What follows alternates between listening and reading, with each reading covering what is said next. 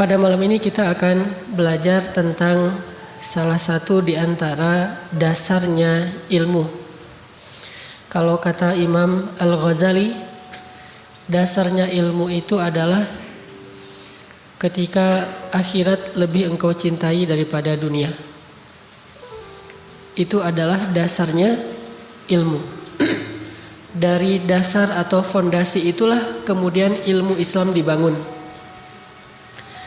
Dari fondasi itulah kita memahami ma'rifatullah, kita memahami ibadah kepada Allah, kita memahami akhlak, muamalah, semuanya dari dasar. Salah satunya adalah ketika akhirat lebih kita cintai daripada dunia. Sedangkan puncaknya ilmu adalah takut kepada Allah. Ra'sul hikmah kata Nabi, makhafatullah.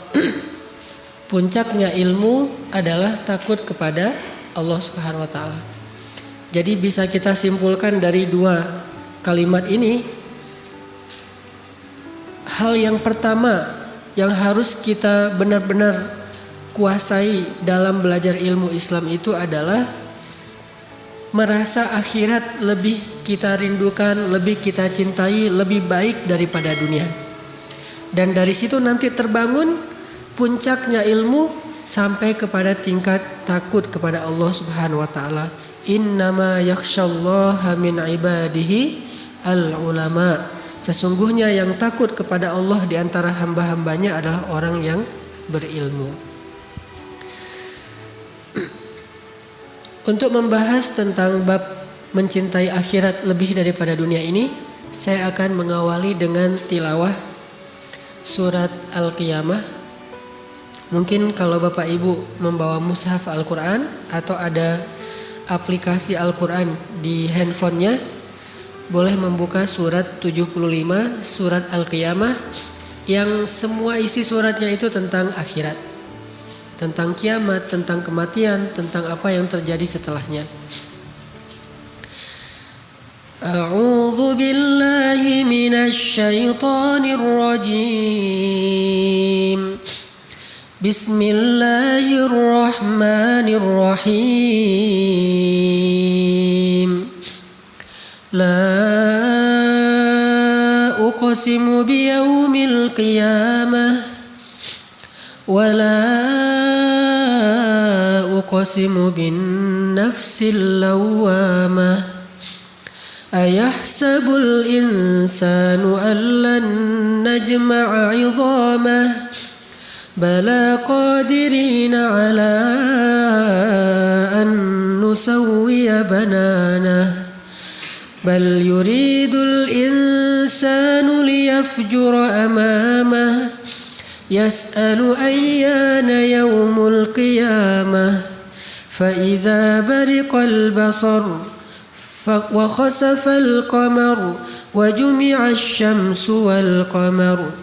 يقول الإنسان يومئذ أين المفر كلا لا وزر إلى ربك يومئذ المستقر ينبأ الإنسان يومئذ بما قدم وأخر بل الإنسان على نفسه بصيرة ولو ألقى معاذيره لا تحرك به لسانك لتعجل به إن علينا جمعه وقرآنه فإذا قرأناه فاتبع قرآنه ثم إن علينا بيانه كلا بل تحبون العاجلة وتذرون الآخرة وجوه يومئذ ناظرة إلى ربها ناظرة ووجوه يومئذ باسرة تظن أن يفعل بها فاقرة كلا إذا بلغت التراقي وقيل من راق وظن أنه الفراق والتفت الساق بالساق إلى ربك يومئذ المساق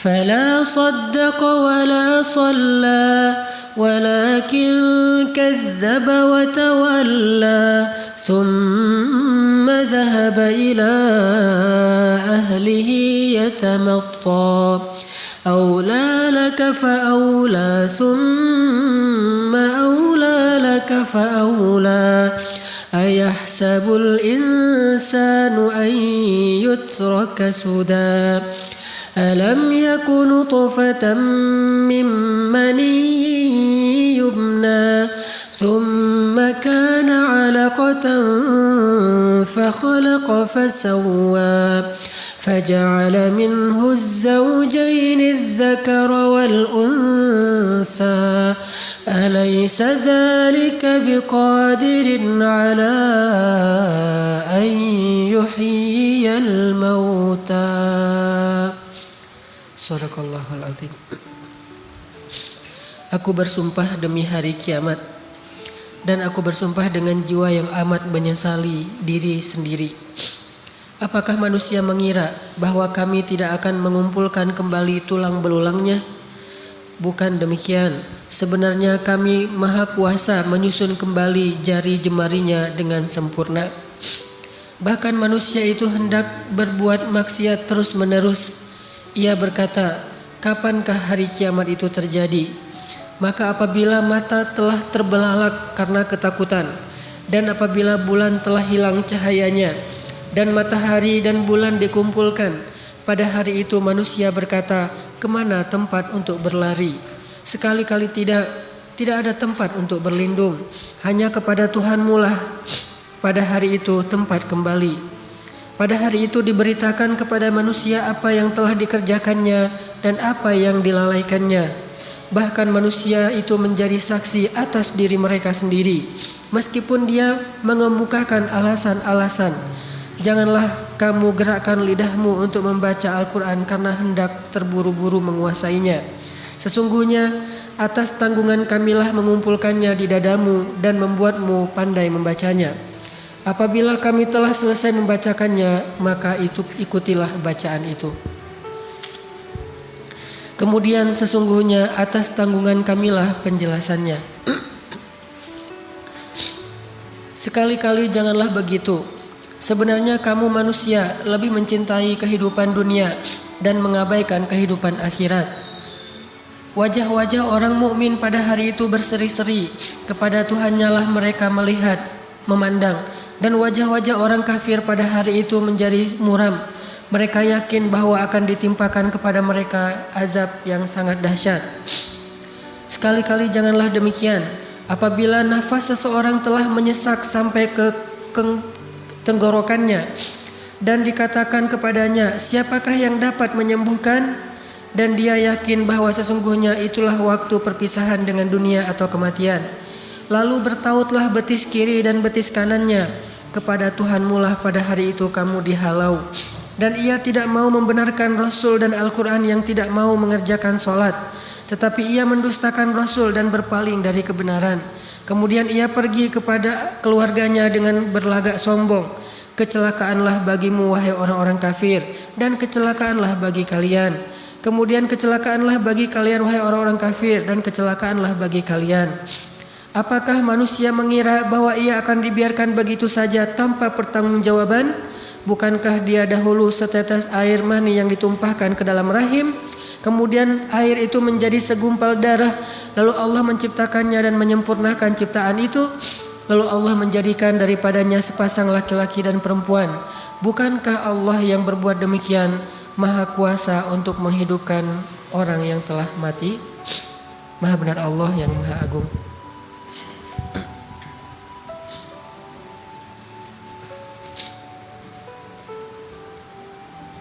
Jamaah yang dirahmati Allah Subhanahu wa taala.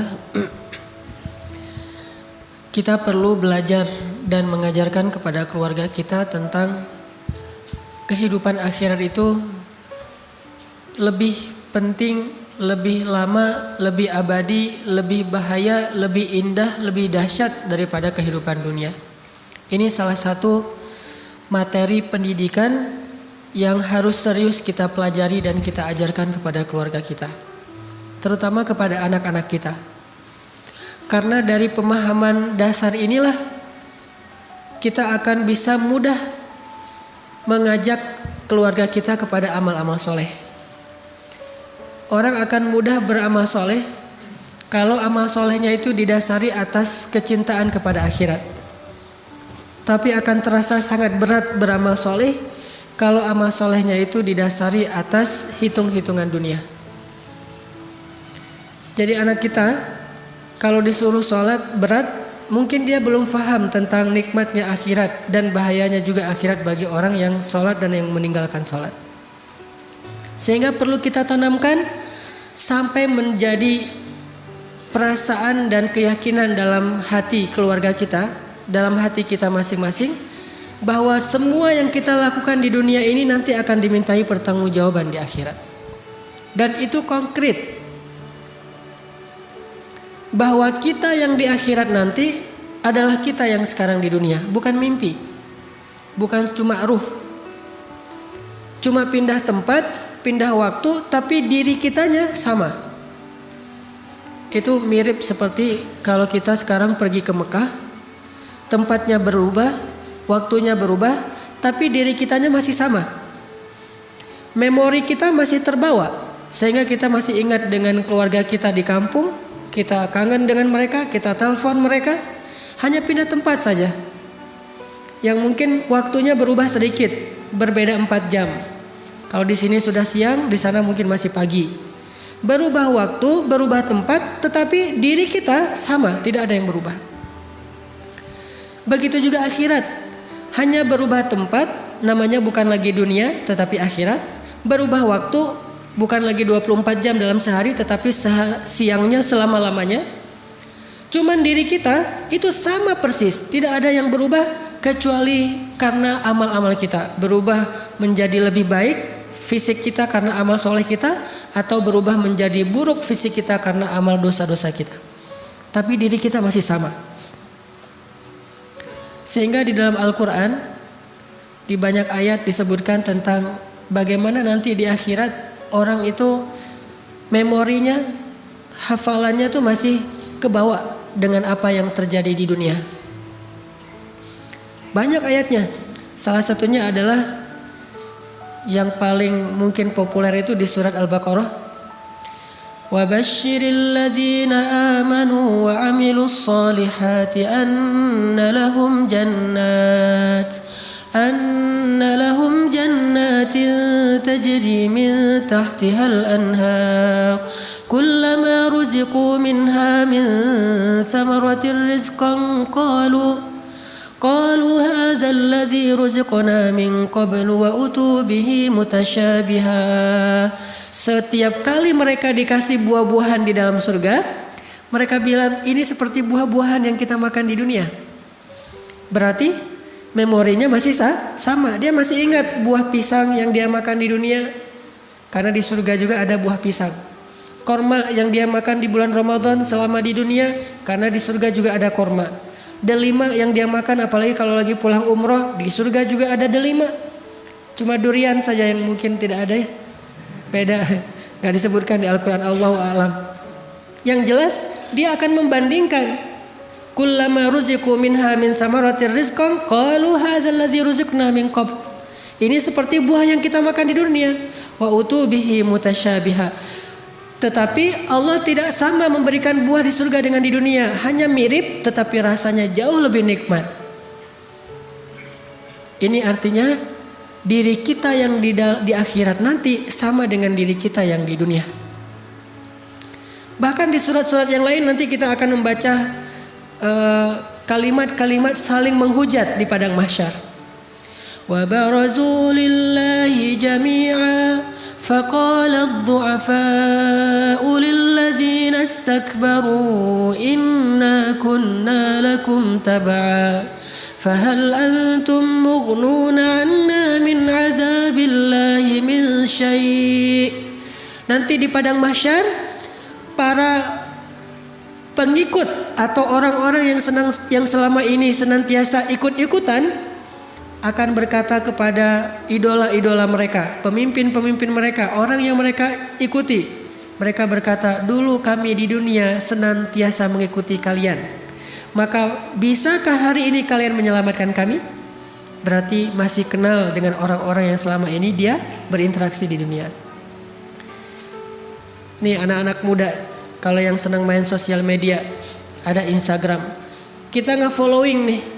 Nge-follow misalnya artis, nge-follow selebriti, nge-follow orang-orang yang mungkin kalau muslim masih oke lah sekedar silaturahim. Tetapi ini jelas-jelas seorang artis, selebriti yang dia citranya adalah citra kufur kepada Allah.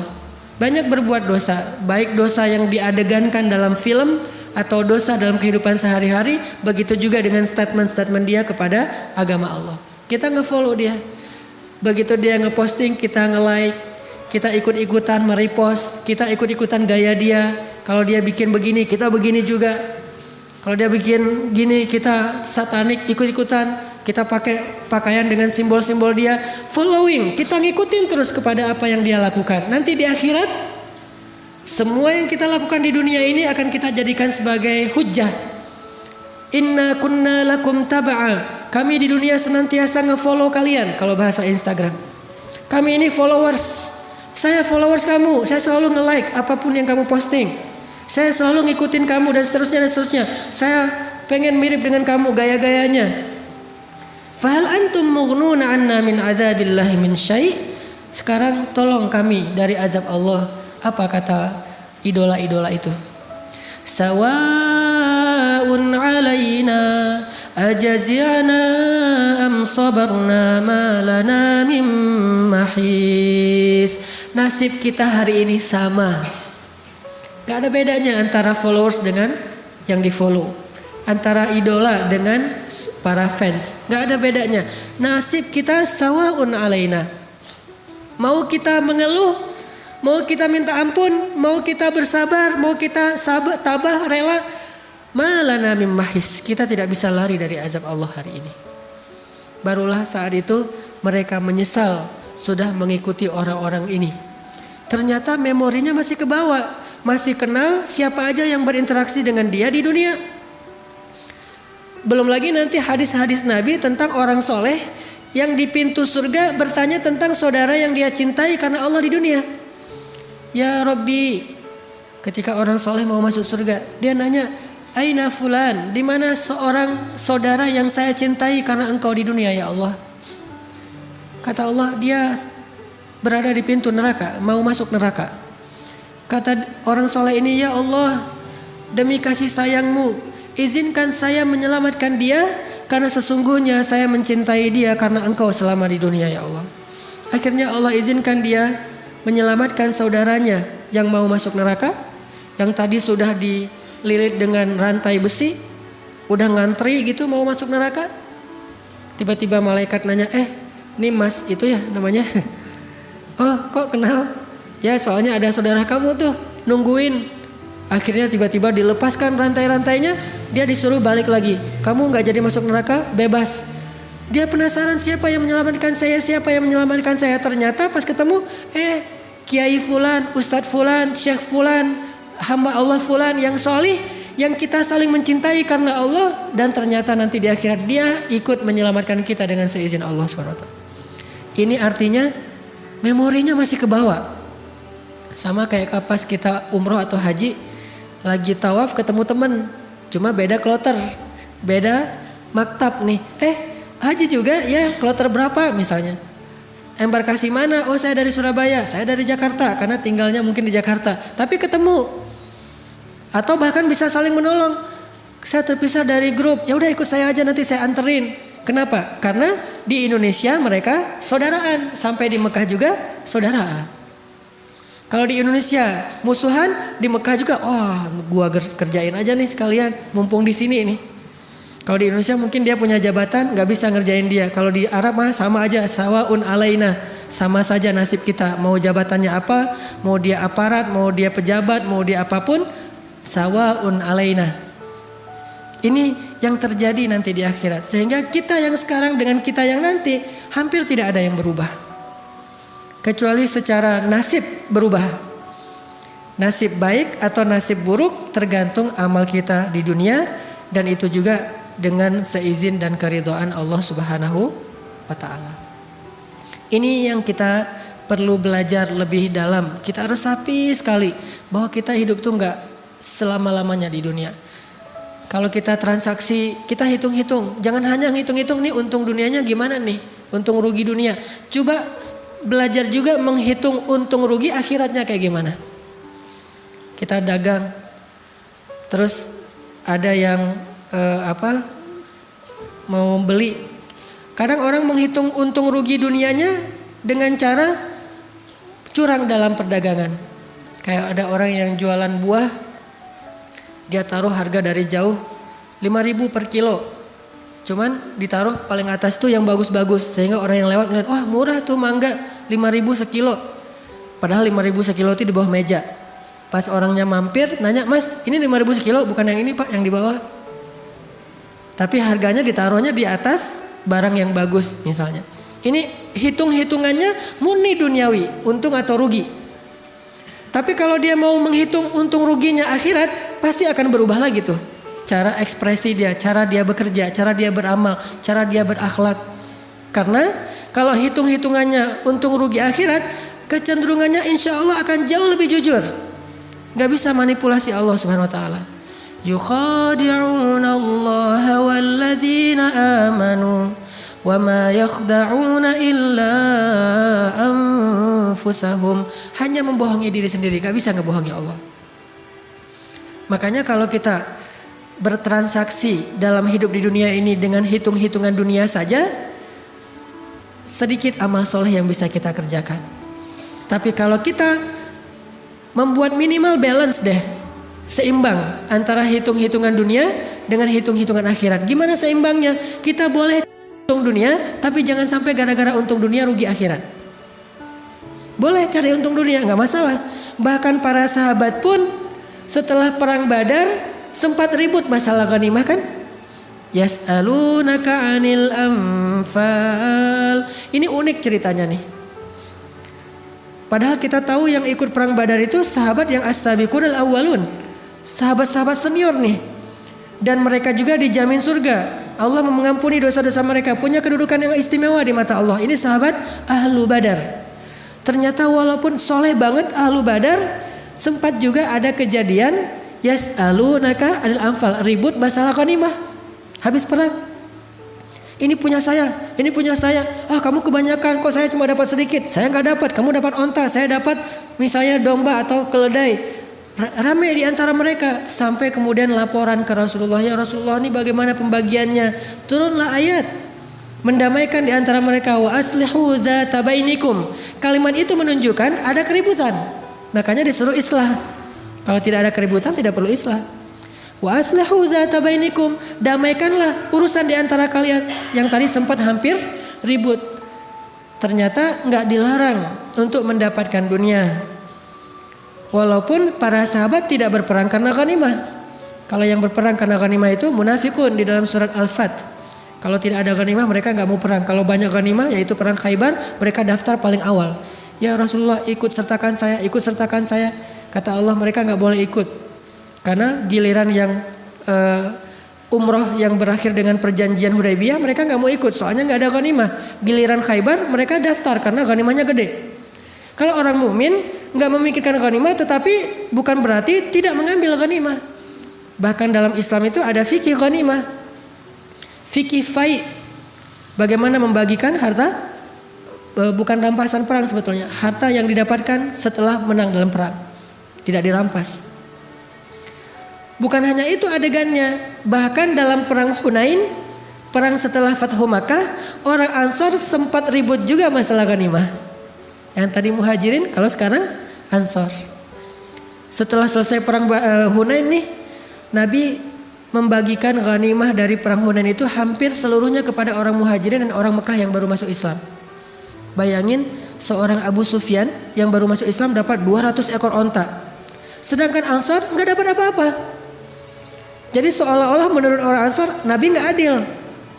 Muncul desas-desus di kalangan Ansor. Salah satu desas-desusnya, Nabi kalau udah ketemu kaumnya lupa sama kita. Ini desas-desus dari kalangan Ansor.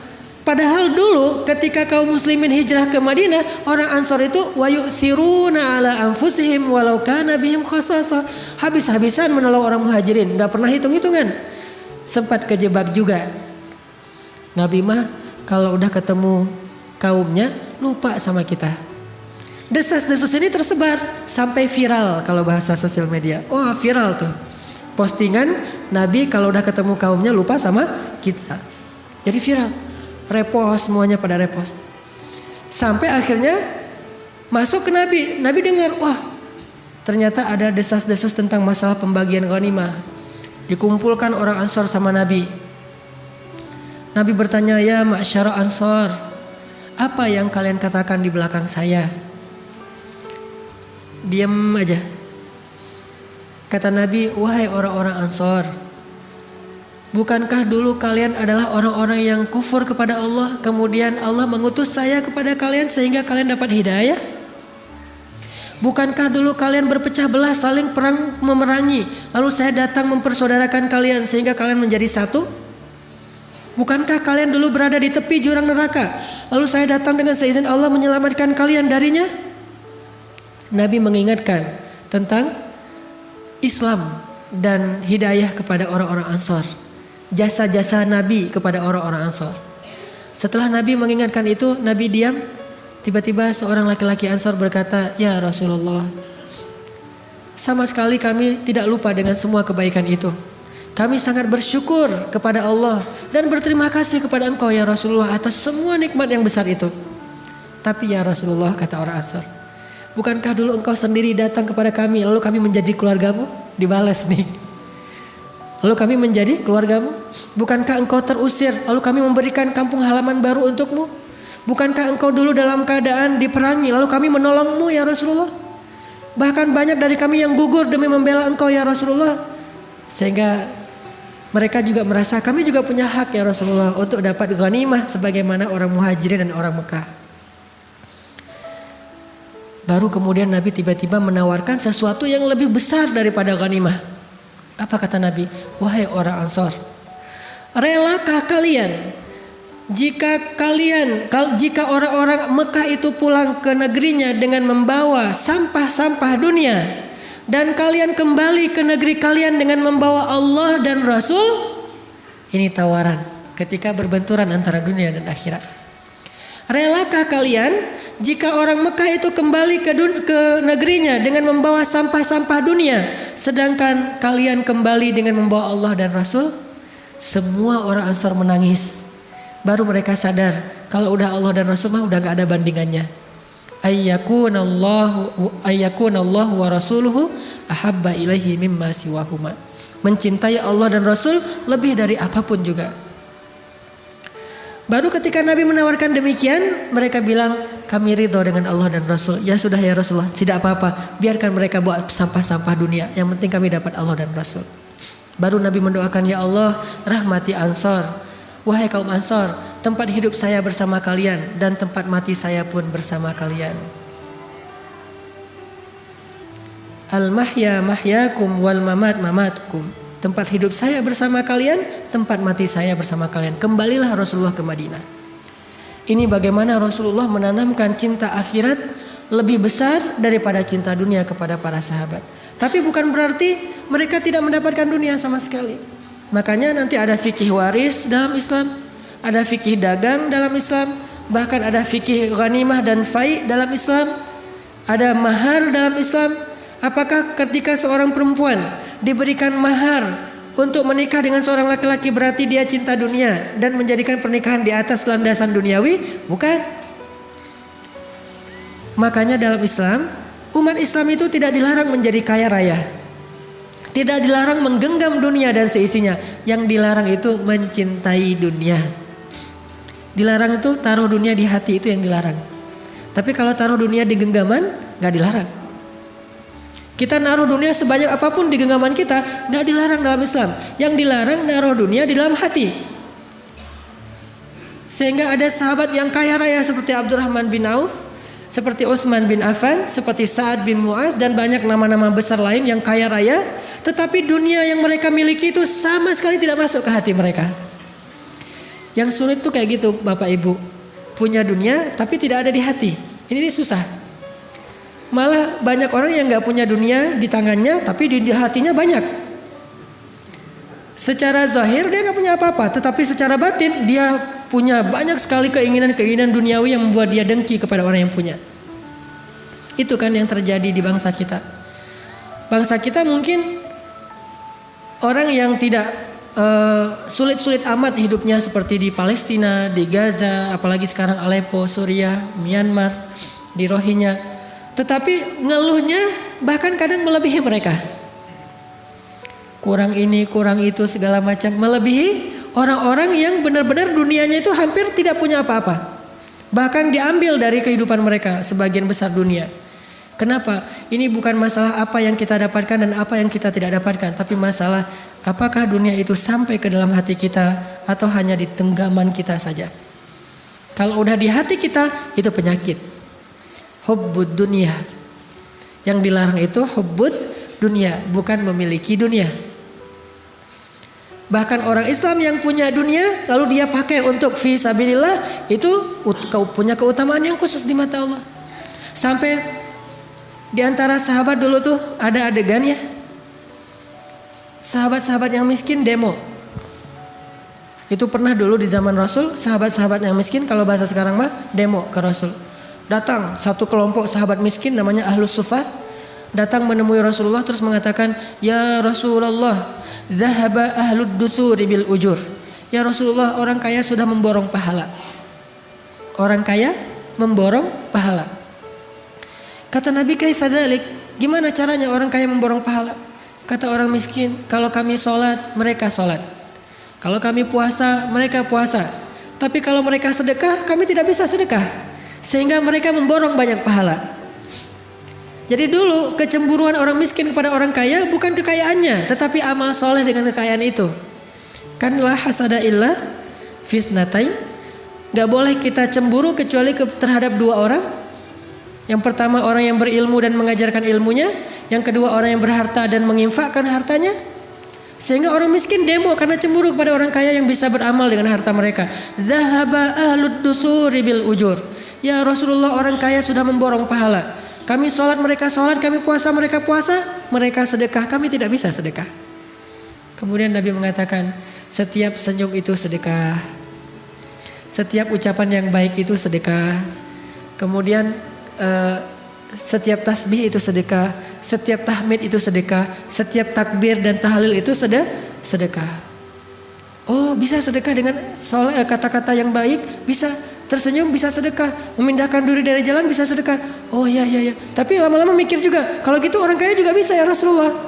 Baru Rasulullah mengatakan, janganlah kalian cemburu terhadap karunia Allah kepada sebagian kalian yang tidak diberikan kepada sebagian yang lain. Tapi tahukah kita doa Nabi? Ya Allah, hidupkan saya sebagai orang miskin, matikan saya sebagai orang miskin, dan bangkitkan saya bersama orang miskin. Berani gak sih kita doa kayak gitu? Berat ya? Kalau ngomong, oh saya gak cinta dunia, ya udah ayo kita doa. Sekarang bareng-bareng gitu. Ya Allah, hidupkan saya sebagai orang miskin. Kayaknya belum kuat tuh. Belum berani kayaknya doa gitu ya. Mending kita doa, ya Allah gak apa-apa deh kaya tapi masuk surga gitu. Itu paling aman. Kalau Nabi sampai memilih, saking gak ada nilainya dunia bagi beliau, sampai memilih, ya Allah hidupkan saya sebagai orang miskin. Dan gak pernah mengeluh dengan kemiskinan. Matikan saya sebagai orang miskin dan tidak masalah dengan itu. Khadijah pun walaupun hidupnya sebagai orang kaya, meninggalnya dalam keadaan fakir bahkan. Gak punya warisan apa-apa. Dan bangkitkan saya bersama orang miskin. Karena orang miskin masuk surga 500 tahun lebih dulu daripada orang kaya. Tapi kalau orang kaya yang dermawan masuk surga, surganya jauh lebih tinggi daripada orang miskin. Ini kan pilihan ya. Jadi orang kaya, oh surganya nanti kalau saya dermawan lebih tinggi. Jadi orang miskin, tapi kan saya lebih duluan masuk surganya. Ini sama-sama punya keistimewaan. Makanya bagi kaum muslimin, dunia itu gak masalah. Abdurrahman bin Auf yang kaya raya, sedikit pun dunia tidak ada di hatinya. Suatu hari istri-istri Abdurrahman bin Auf menghidangkan makanan berbuka puasa untuk Abdurrahman. Macam-macam varian menunya. Ada daging kambing, ada ayam, ada segala macam. Wah, rotinya dengan bermacam ragam. Ketika Abdurrahman melihat hidangan yang sangat berlimpah, Abdurrahman menitikkan air mata, nangis. Lalu istrinya bertanya, "Ma yubkika? Apa yang membuat kamu menangis?" Abdurrahman mengatakan, "Ada orang yang lebih soleh dari saya, tetapi meninggalnya tidak punya kain kafan, kecuali sehelai selimut kecil, yang kalau ditutup kepalanya kelihatan kakinya, yang ditutup kakinya kelihatan kepalanya. Dia adalah Mus'ab bin Umair dan Hamzah bin Abdul Muthalib. Mereka berdua lebih soleh dari saya, tetapi hidupnya susah. Mungkin kesolehan mereka itu Allah ingin balas di akhirat saja, tidak di dunia. Sedangkan saya yang gak lebih soleh dari mereka, mungkin amal saya yang sedikit sudah dibalas di dunia dengan berlimpah. Terus dapat jatah apa saya nanti di akhirat? Ya Allah ampunkanlah saya." Coba gitulah Abdurrahman bin Auf. Kalau kita mungkin, wah Rabbi akraman, Tuhan saya tuh baik banget sama saya, dikasih harta yang berlimpah. Kalau Abdurrahman bin Auf menangisi kekayaannya. Ada gak sih sekarang orang yang sedih, nangis, terus temennya nanya, "Kenapa nangis mas?" "Ya kok saya kaya ya?" Nangis kaya teh. Ada gak orang sekarang gara-gara kaya nangis? Yang banyak gara-gara miskin nangis, ini gara-gara kaya. Sedih aja nih orang kaya. Naiknya mobil mewah Alphard, di dalam mobil wajahnya wajah orang yang sedih terus. Ditanya sama supirnya, "Pak kenapa sedih terus?" "Ya saya naiknya kok Alphard ya." Gitu. Bukan naik misalnya motor biasa atau sepeda ontel. Kok naiknya Alphard? Kenapa bukan naik becak? Kayak ada orang naik onta yang onta merah yang harganya satu ekor onta 500 juta. Naik onta sedih. Kenapa? "Saya kok naiknya onta merah ya, bukan keledai." Gitu. Ini sedikit sekali orang yang bisa seperti Abdurrahman bin Auf. Hartanya berlimpah, tetapi itu hanya di genggamannya, tidak ada sedikit pun di dalam hatinya. Untuk bisa seperti itu kita butuh latihan.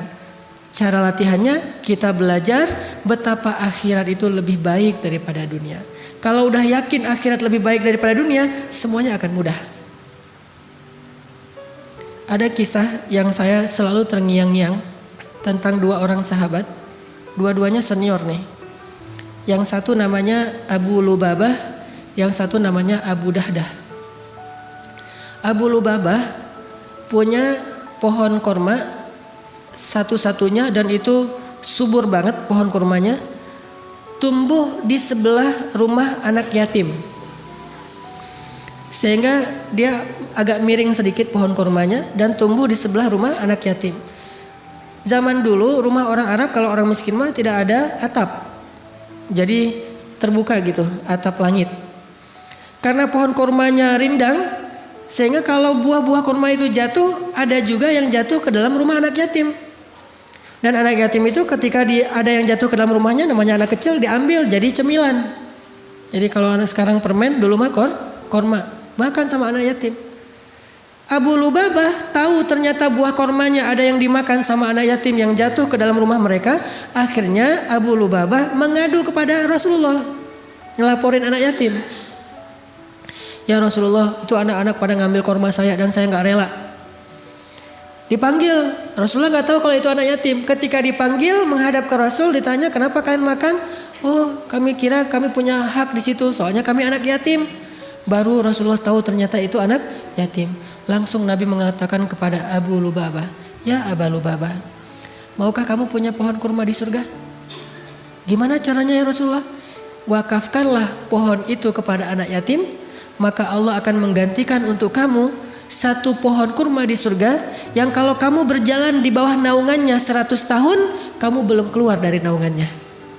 100 tahun jalan di bawah pohon itu belum keluar dari bayang-bayang naungan pohon tersebut. Saking rindang dan besarnya pohon di surga.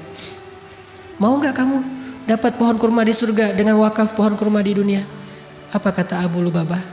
"Ya Rasulullah, itu satu-satunya harta yang saya punya." Bahasa halus dari menolak, gak mau.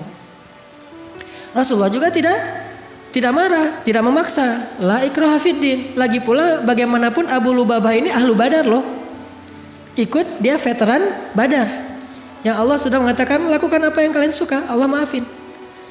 Ya Rasulullah, itu pohon kurma satu-satunya yang saya punya. Oh ya sudah, udah pulang aja. Begitu Abu Lubabah dan anak yatim pulang, Abu Dahdah datang.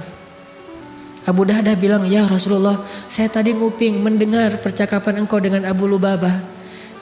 By the way, kalau bahasa kita ya. By the way, kalau saya yang melakukan itu, saya dapat nggak apa yang engkau janjikan di akhirat? Kata Nabi, tentu. Kamu dapat apa yang Allah janjikan. Oh ya, assalamualaikum, waalaikumsalam. Pergi dia. Ngejar Abu Lubabah. Ya Abu Lubabah, ya Abu Lubabah. Abu Lubabah menoleh ke belakang. Ada apa ya Abu Dahdah? Kata Abu Dahdah, ya Abu Lubabah, kamu tahu nggak kebun kurma milik saya di Madinah? Kata Abu Lubabah, siapa yang tidak tahu kebun kurma milik Abu Dahdah?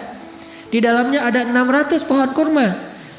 Mata airnya jernih mengalir terus menerus.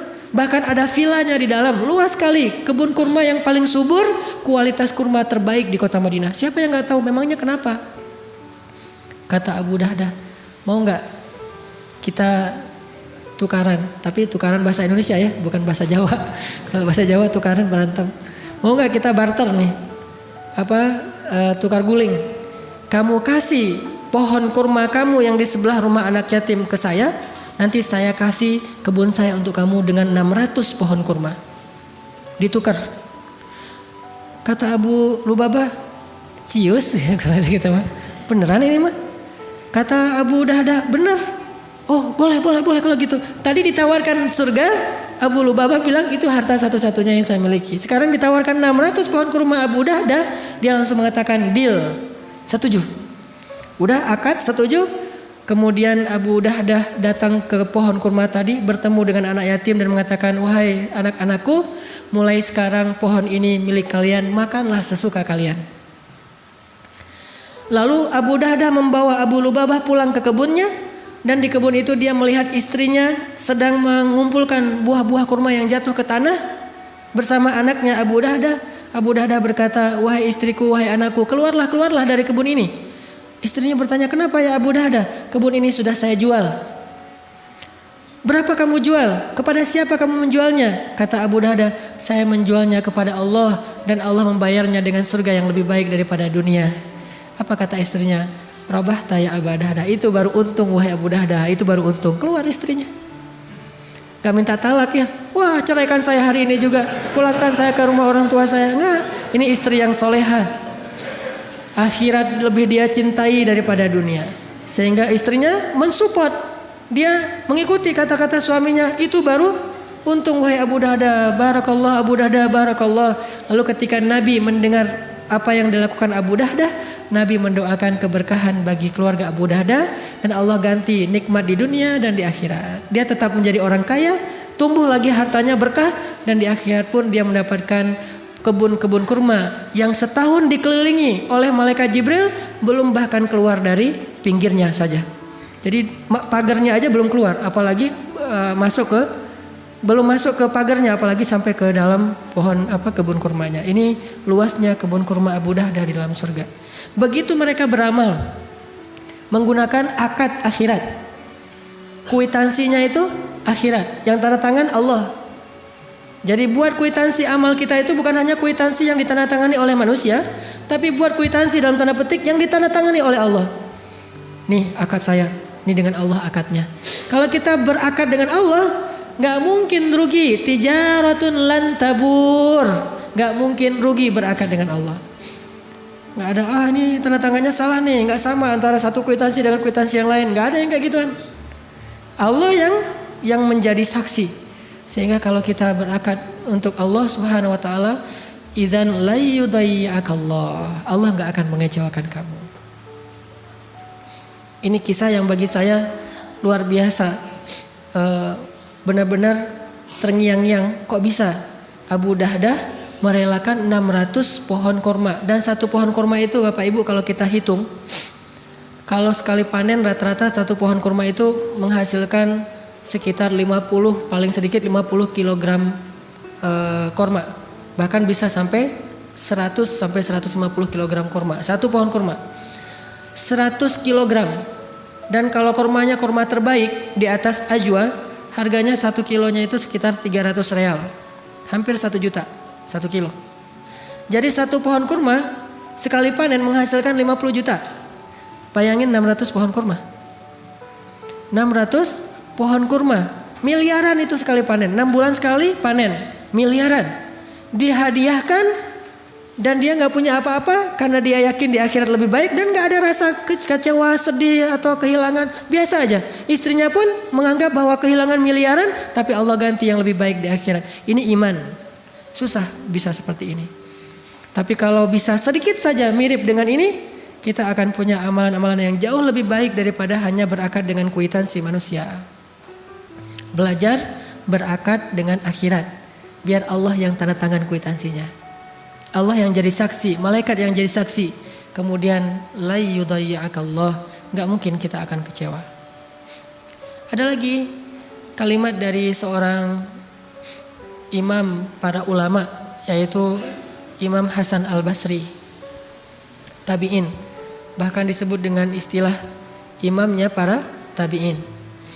Kan tabi'in ini ada beberapa tokoh tabi'in yang terkenal. Ada sebaik-baik tabi'in adalah Uwais Al-Qarani. Kemudian pemimpin para tabi'in itu Ibnul Musayyib, Sa'id Ibnul Musayyib atau Musayyab. Dan Hasan Al-Basri imam dalam kebijaksanaan. Apa kata Imam Hasan Al-Basri? Dunia dan akhirat itu seperti timur dan barat. Dan kita berada di tengah-tengah. Dunia dan akhirat seperti timur dan barat. Dan kita berada di tengah-tengah. Ketika kita condong ke timur, maka kita menjauh dari barat. Ketika kita condong ke barat, berarti kita menjauh dari timur. Gak mungkin kita condong kedua-duanya sekaligus. Itu dalam urusan hati. Beda dalam urusan amal. Kalau dalam urusan amal, kadang bisa mendapatkan dunia akhirat sekaligus. Kalau dalam urusan amal, bersedekah, akhirat dapat, dunianya Allah lipat gandakan. Memberi nafkah, bekerja untuk memberi nafkah kepada keluarga, dunia dapat harta, akhirat itu pahalanya lebih besar daripada pahala infak fi sabilillah. Kalau niatnya nafkah keluarga. Kalau dalam amal, dunia akhirat itu bisa jalan berbarengan. Tapi kalau dalam urusan hati, gak bisa. Hati itu tidak condong kecuali ke salah satu arah. Makanya Allah berfirman tentang bab adil dalam urusan perasaan, walan ta'dilu. Kalian gak mungkin adil walaupun kalian berusaha. Kalau urusan perasaan gak mungkin adil. Bahkan Nabi ketika ditanya siapa orang yang paling engkau cintai, kata Nabi Aisyah. Tentunya karena Khadijah sudah wafat, yang sezaman maksudnya, yang hidup. Siapa orang yang paling engkau cintai di antara yang hidup? Aisyah, kata Rasulullah. Padahal beliau punya Hafsah, Sofia, Maria dan banyak nama-nama istri beliau. Tapi tetap kalau cinta, Aisyah yang paling dicintai. Tapi kalau nafkah, adil di antara semuanya. Sehingga setelah Nabi membagi-bagi nafkah kepada semua istri beliau, beliau mengangkat kedua tangannya mengatakan, ya Allah, inilah yang saya mampu adil. Maafkanlah saya jika ada yang saya tidak mampu adil, yaitu perasaan. Begitu juga urusan dunia akhirat, gak mungkin adil. Saya mah mencintai dunia dan akhirat itu proporsional, gak bisa. Kalau kita condong ke dunia, berarti kita menjauh dari akhirat. Ini kalau hati. Kalau condong ke akhirat, berarti menjauh dari dunia. Sehingga seorang Ali bin Abi Thalib ketika dia menjadi khalifah yang keempat, dia mengatakan, ya dunia, talaqtuki salas. Wahai dunia, aku telah mentalak kamu dengan talak 3. Gak ada jalan untuk rujuk buat kita. Jadi gak usah goda-godain saya. Kita udah gak bisa rujuk. Kecuali kamu nikah dulu, muter-muter. Setelah itu dicerain baru datang ke saya lagi. Susah. Ya dunia, talaqtuki salas. Wahai dunia, saya sudah mentalak kamu dengan talak 3. Artinya talak bila rujuk. Talak yang tidak bisa lagi rujuk. Ini urusan hati. Apakah kemudian setelah itu Ali gak makan? Makan. Tapi makannya pakai mulut, bukan pakai hati. Jadi jangan makan hati. Makannya pakai mulut, makan kebutuhan. Pakai kendaraan pakai. Pakai pakaian pakai. Punya tempat tinggal punya. Bahkan punya pembantu punya. Karena itu kebutuhan untuk keluarganya. Istrinya punya banyak anak. Anak dari Fatimah. Ditambah lagi setelah Fatimah wafat, nikah dengan Asma bintu Umais. Punya anak juga. butuh pembantu untuk merawat anaknya, merawat keluarga. Tetapi semua itu tidak dia lakukan dengan perasaan atau hatinya. Makanya urusan dunia mah gak usah baper. Urusan dunia jangan baper-baper banget. Urusan akhirat aja yang baper.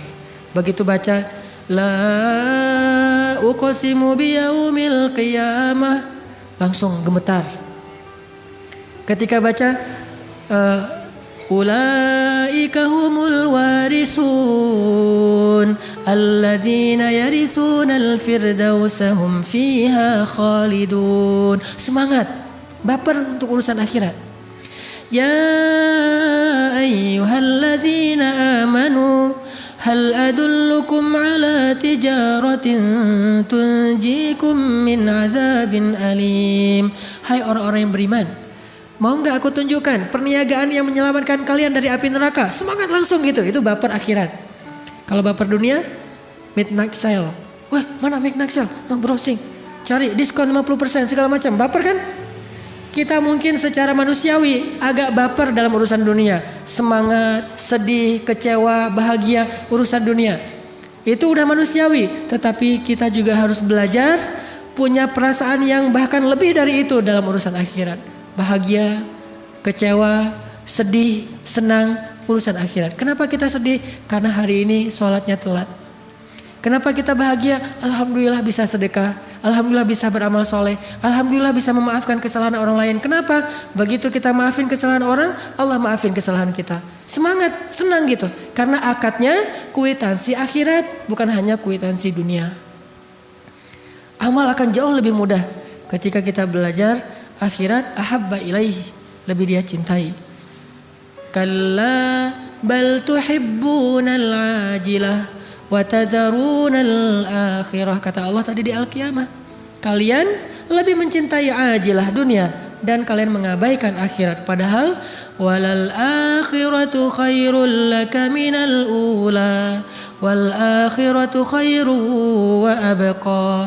Akhirat lebih baik daripada dunia dan akhirat lebih baik dan kekal. Belajar berakad untuk akhirat. Belajar mencintai akhirat lebih daripada dunia. Ada lagi kisah yang luar biasa juga yang saya pernah baca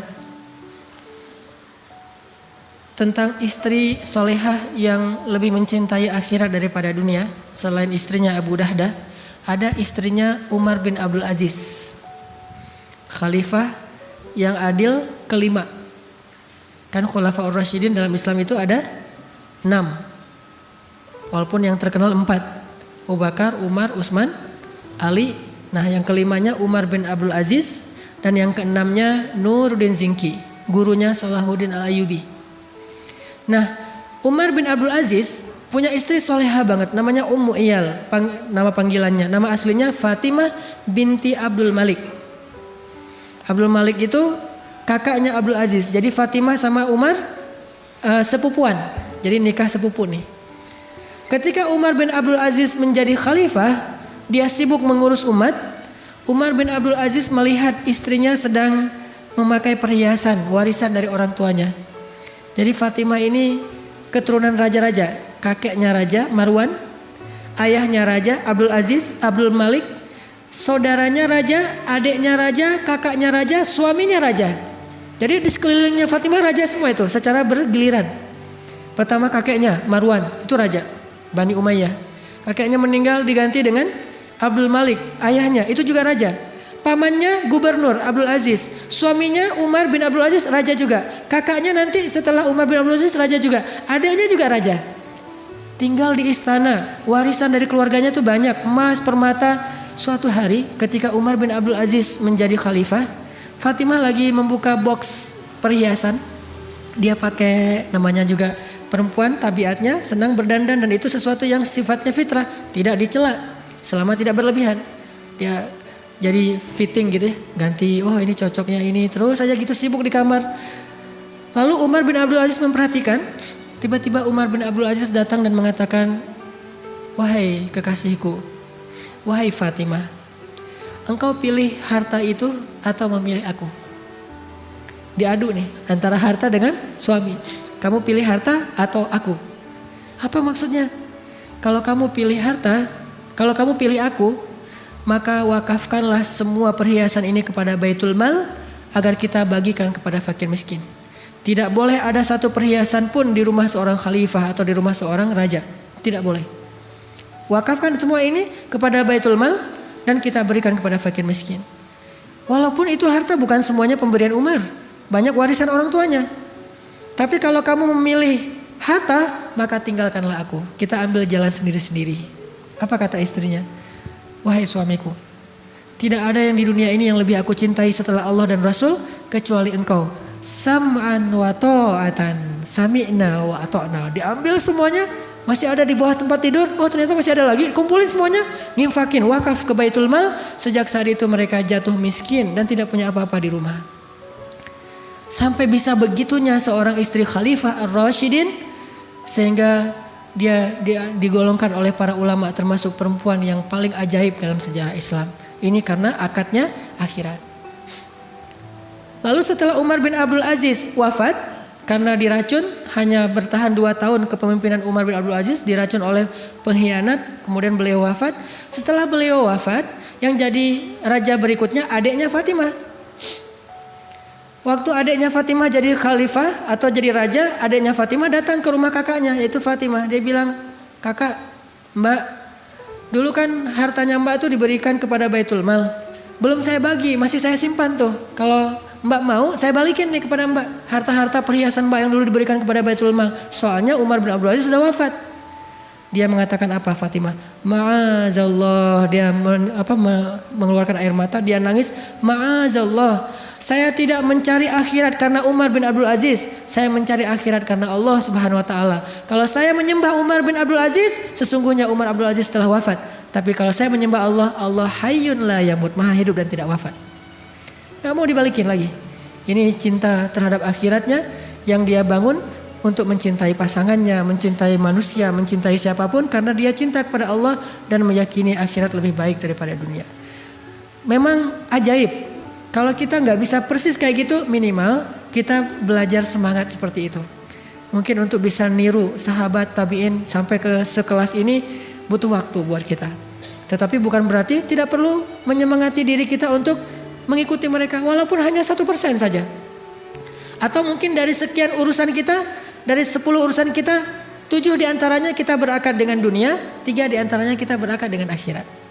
Jangan sampai akhirat tidak dilibatkan sama sekali dalam hidup kita. Karena kalau akhirat tidak dilibatkan dalam urusan kita, nanti di akhirat kita menjadi orang yang paling miskin dan merugi. Kemana semua ini udah dibayar kan di dunia? Kemana semua amal-amal saya kan sudah dibayar di dunia?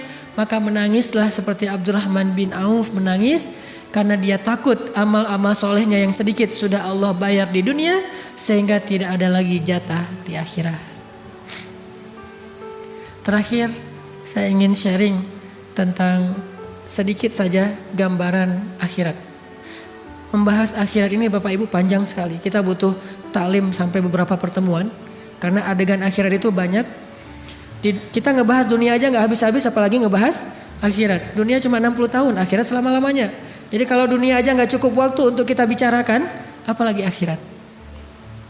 Satu saja adegan di akhirat tentang orang yang terakhir masuk surga. Ternyata kalau kita baca hadis tentang orang paling terakhir masuk surga, kita lihat dari grammarnya, ternyata orang yang paling terakhir masuk surga itu cowok, laki-laki, bukan perempuan. Berarti perempuan duluan. Yang paling terakhir masuk surga, laki-laki. Dan di belakang laki-laki ini tidak ada lagi orang yang bisa masuk surga. Berarti dia paling lama di neraka. Kemudian dikeluarkan setelah dosa-dosanya sudah dibakar, diazab, maka dia masuk surga. Yang tersisa di neraka berarti kekal selama-lamanya di neraka. Ini antrian paling belakang nih. Mungkin bisa dibilang tidak punya amal soleh apapun di dunia kecuali hanya kalimat asyhadu alla ilaha illallah wa asyhadu anna muhammadar rasulullah. Enggak sholat, enggak puasa, enggak haji, enggak baca Quran, enggak ngapa-ngapain. Kalau perempuan mungkin enggak berhijab. Banyak berbuat dosa, mungkin berzina, mungkin minum khamar, mungkin membunuh dan seterusnya. Cuman di hatinya masih ada la ilaha illallah muhammadur rasulullah. Cuma itu satu-satunya kebaikan dia, yang lain gak ada. Sehingga diazab dulu dengan hisab dari Allah. Dia paling belakang masuk surganya. Begitu dia dikeluarkan dari api neraka, tubuhnya semuanya bekas-bekas luka dan udah rusak tubuhnya, rusak dihidupkan lagi, mati dihidupkan lagi, terus saja kayak gitu selama mungkin ribuan tahun di neraka. Begitu dia keluar dari api neraka, kemudian dia diberikan kesempatan untuk membersihkan diri di 2 telaga. Di telaga pertama dia mandi. Setelah dia mandi, tubuhnya berubah langsung. Tingginya setinggi Adam. Bapak Ibu tahu tingginya Nabi Adam berapa? 80 hasta. Dan ini 1 hasta, kurang lebih setengah meter. Berarti 80 hasta itu 40 meter. Itu tingginya Adam. Dan Nabi mengatakan manusia diciptakan dengan fisik terbaik, yaitu fisik Adam. Jadi yang ideal itu tinggi mah 40 meter, bukan 2 meter. 2 meter pemain basket gaya gitu ya. Ternyata yang lebih keren itu 40 meter, 35 sampai 40 meter. Jadi kalau kita ketemu Nabi Adam, mungkin gak sengaja nginjak kita, nih ada apa sih? Ternyata ada kita di bawah kakinya. Saking besarnya Nabi Adam dan kita kayak ngelihat raksasa. Tingginya setinggi Adam. Wajahnya seperti Yusuf. Gimana wajah Yusuf? Tahu Zayn Malik yang anak-anak, yang cewek-cewek? Nggak tahu ya, artis atau Justin Bieber? Nggak ada apa-apanya dibandingkan dengan Yusuf. Orang kalau ngelihat Justin Bieber mungkin cuma melongo doang gitu. Tapi kalau ngelihat Yusuf sampai mengiris tangan pun nggak berasa. Jadi zaman dulu mah kalau misalnya mau operasi atau bedah nggak usah pakai bius, lihat aja wajah Yusuf langsung bedah. Ada luka, oh ini harus dibius dulu, jangan, panggil aja Yusuf. Pas Yusuf keluar, sampai selesai dijahit, kok nggak berasa ya? Karena ngelihat wajah Yusuf. Ini gantengnya tuh ganteng mukjizat, bukan ganteng normal. Sampai orang mengiris tangan di surat Yusuf disebutkan nggak berasa saking takjubnya dengan gantengnya Yusuf. Ini orang terakhir masuk surga ya, nggak tahu gimana yang pertama. Tingginya setinggi Adam, wajahnya seperti Yusuf, kekuatannya seperti Musa. Gimana kekuatan Musa? Dorong orang nggak sengaja mati. Kan yang di Mesir ada orang Kipti berantem sama orang Yahudi, orang Bani Israel. Terus Musa diginiin doang, kamu jangan kayak gitu, mati kelompok-kelompok, hilang. Oh kenapa kamu KO di ronde pertama udah KO? Belum ditonjok, belum diapa-apain, cuma didorong aja. Musa juga heran, loh kenapa dia mati? Ini kalau kita tahu Mike Tyson dengan tinjunya atau Muhammad Ali, Musa di atasnya. Kalau ini udah telak mukul. Kalau Musa nggak mukul, cuma digituin doang. Terus ada malaikat datang berwujud manusia, ditonjok sama Musa, buta matanya. Malaikat naik ke langit, ya Allah mata saya buta. Kenapa dipukul sama Musa? Akhirnya Allah kembalikan, balik lagi ke bumi. Ya Musa saya malaikat. Oh kirain pencuri, mau ditonjok lagi sama Musa. Kekuatannya seperti Musa. Dan terkenal Musa itu nabi yang sangat kuat. Kalau Sulaiman kekuasaan, kalau Musa itu fisik. Jadi premannya para nabi itu Musa. Kekuatan fisiknya di atas rata-rata. Tingginya seperti Adam, wajahnya seperti Yusuf, kekuatannya seperti Musa, dan akhlaknya seperti Rasulullah Sallallahu Alaihi Wasallam. Tidak ada yang lebih baik daripada akhlak Nabi Muhammad Sallallahu Alaihi Wasallam. Ini orang terakhir masuk surga nih. Mandi dia. Begitu selesai mandi, fisiknya udah bersih, nggak ada lagi bekas neraka sama sekali. Lalu dia berwudu di telaga kedua. Ketika dia usapkan rambutnya dengan berwudu, sejak saat itu rambutnya tidak lagi kusut selama-lamanya. Dan by the way lagi, rambutnya segini. Rambut cowok 2016. Panjang, ikal segini. Kemudian bahkan sekarang janggut itu jadi tren juga. Jadi ada tren janggut dengan rambut panjang itu 2016 dan mungkin 2017 masih seperti itu trennya. Saya pengen manjangin rambut tapi nggak sabar, ya udahlah dipendekin aja. Janggutnya pengen dipanjangin tapi banyak yang protes. Akhirnya yang penting jangan dicukur, udah segini aja. Ternyata diusap kepalanya maka rambutnya tidak lagi kusut selama-lamanya. Setelah itu dia dihadapkan ke pintu surga. Ketika dia berada di gerbang surga, dia melihat surga sudah penuh. Semua sudah ada pemiliknya. Ini sertifikat punya si fulan. Ini punya si fulan. Udah ada labelnya, udah ada spanduknya masing-masing surga. Ini surganya fulan, ini surganya fulan. Dia berkata kepada Allah, "Ya Rabbi, mana surga saya?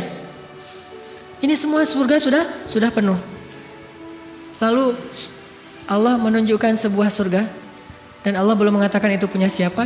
Tiba-tiba dia melihat ada surga yang indah sekali, sebesar kerajaan bumi.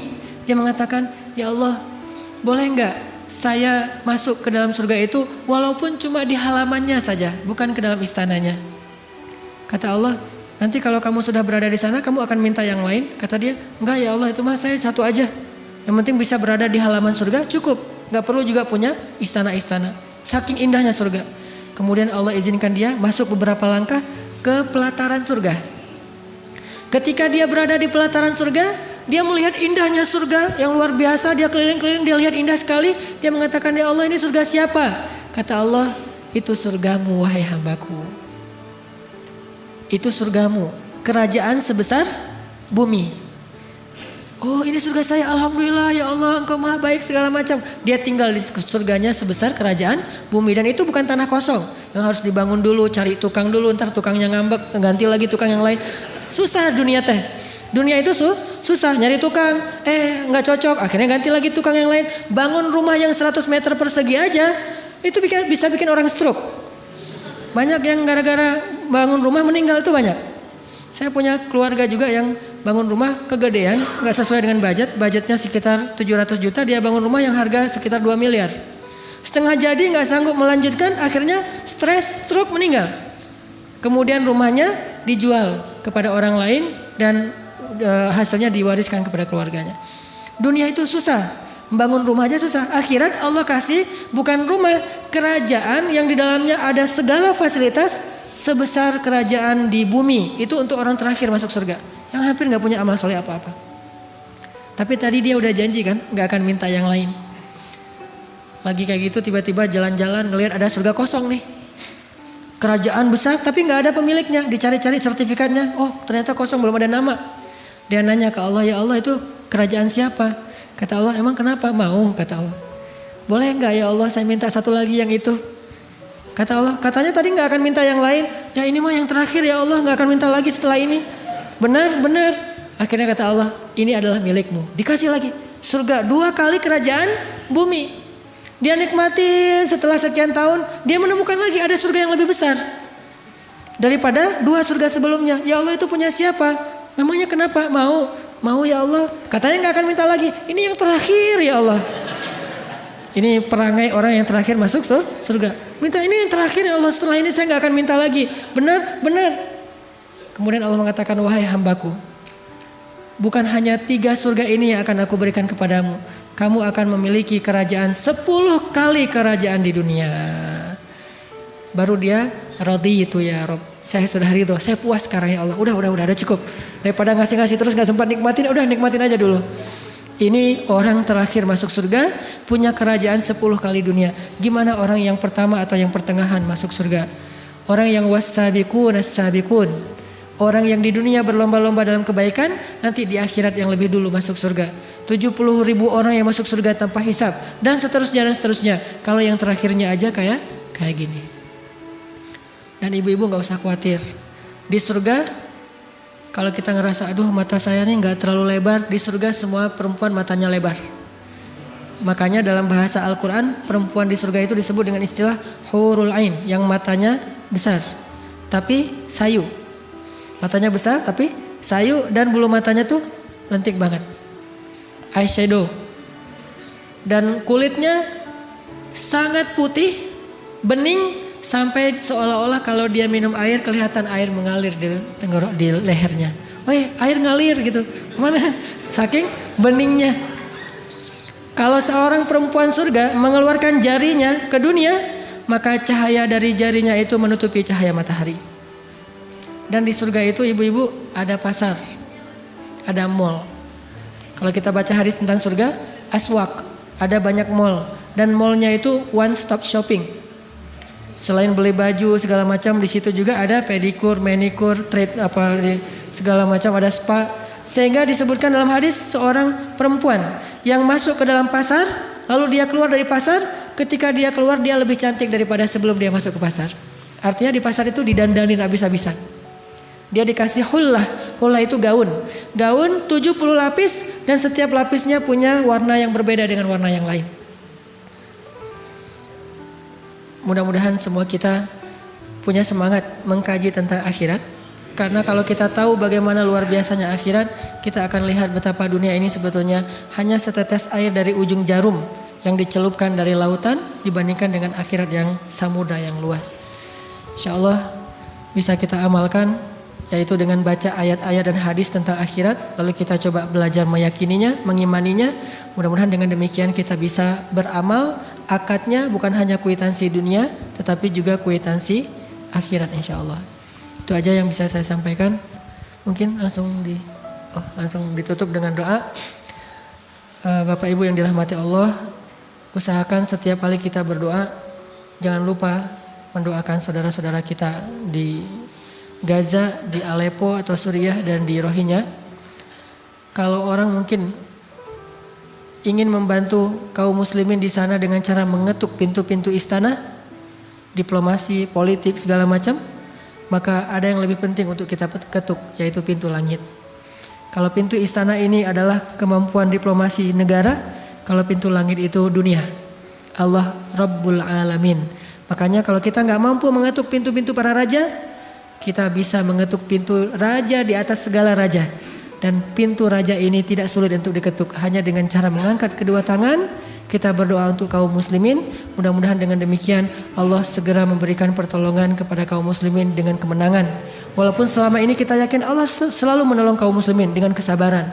Tetapi kita juga berharap Allah menolong dengan kemenangan kepada kaum muslimin dan kehancuran bagi orang-orang yang zalim. A'udzu billahi minasy syaithanir rajim. Bismillahirrahmanirrahim. Allahumma ighfir lana wa liwalidayna warhamhuma kama rabbayana shighara. Allahumma inna nas'aluka al-huda wat-tuqa wal-'afafa wal-ghina. Allahumma a'inna ala dhikrika wa syukrika wa husni ibadatik.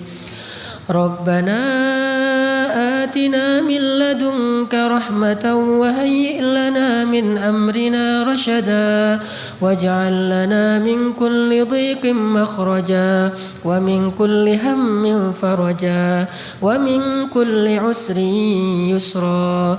Allahumma ansuril Islam wal muslimin. Allahumma ansuril muslimin fi Palestin.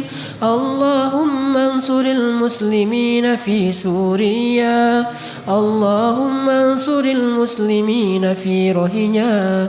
Allahumma anjil muslimin al-mustad'afin. Allahumma anjil mustad'afin minal mu'minin.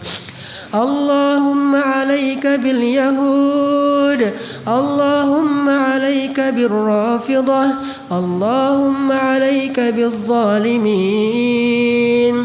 فانتقم منهم يا الله كما انتقموا منا يا الله فإنهم لا يعجزونك إنك على كل شيء قدير. اللهم اشدد وطأك عليهم يا الله واجعلها عليهم سنين كسني يوسف. اللهم العن كفرة من أهل الكتاب. اللهم العن كفرة من الرافضة. اللهم أهلكهم يا الله. اللهم إنا نسألك أن تحرر المسجد الأقصى المبارك من أيدي الغاصبين. أن تحرر المسجد الأقصى المبارك من أيدي اليهود. اللهم انصر المجاهدين. اللهم وحد صفوفهم وسدد رميهم واشفي جرحاهم وارحم شهداءهم. اللهم اشفي صدور المسلمين. اللهم اجعل بلدنا هذا إندونيسيا بلدا آمنا وارزق أهله من الثمرات من آمن منهم يا رزاق. اللهم اهدي شباب المسلمين. اللهم استر عورات المسلمات. اللهم ألحقنا بالصالحين. ربنا هب لنا من أزواجنا وذرياتنا قرة أعين واجعلنا للمتقين إماما اللهم أرنا عجائب قدرتك أنت مولانا يا الله ما لنا غيرك يا الله قصدناك يا ربنا قصدناك يا رب العالمين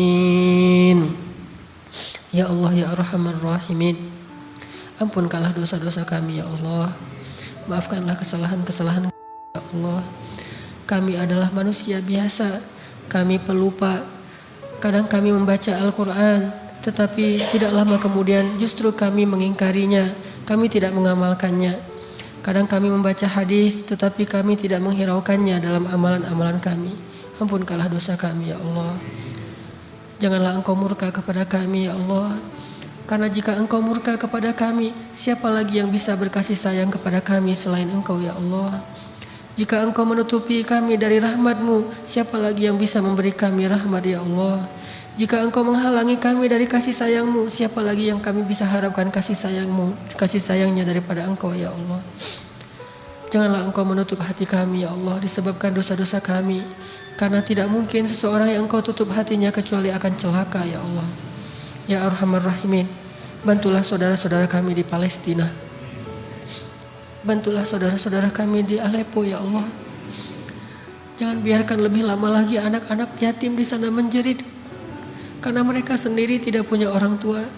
Ada anak kecil yang ayahnya telah wafat tertimbun dengan gedung-gedung yang diruntuhkan dengan bom-bomnya orang-orang yang zalim. Ampunkanlah dosa kami, maafkanlah kami yang belum mampu menolong mereka, baru hanya bisa mendoakan mereka ya Allah. Bantulah saudara-saudara kami di Aleppo.